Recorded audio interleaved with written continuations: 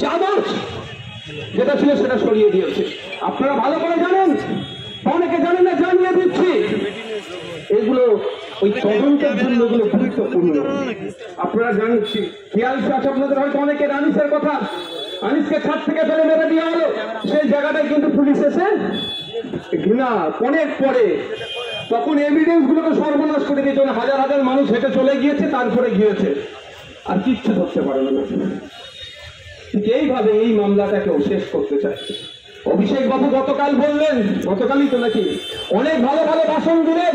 এখানে ক্যালকাটা পুলিশের আইপির মাধ্যমে অভিষেক বাবুর কাছে বার্তা পাঠাতে চাই, আপনার লোকসভার মধ্যে যখন ভোট চলছিল, একটা ডক্টর সুইসাইড করেছিল, তার দাদা বা ভাই পুলিশে আছে।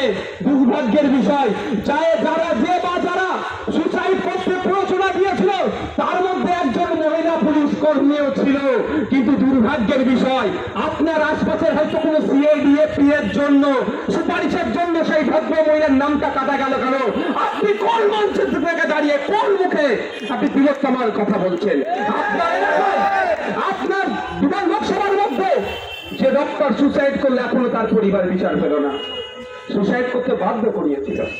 আমরা ভুলে যাচ্ছি, আজকে সিবিআই হাতে কেসটা গিয়েছে বলে এড়িয়ে যাওয়ার চেষ্টা করছে। আমরা ভুলে যাচ্ছি না আনিস খানের ব্যাপার, আমরা ভুলে যাচ্ছি না আবু সিদ্দিকের ঘটনা। আবু সিদ্দিককে যে পুলিশ কর্তারা ফোন করলো, এখানে যে দুটো পুলিশ কর্তার নাম আছে, তাদেরকে এখনো সাসপেন্ড করলো না কেন? অভিষেক বাবু কি ভুলে যাচ্ছে নাকি?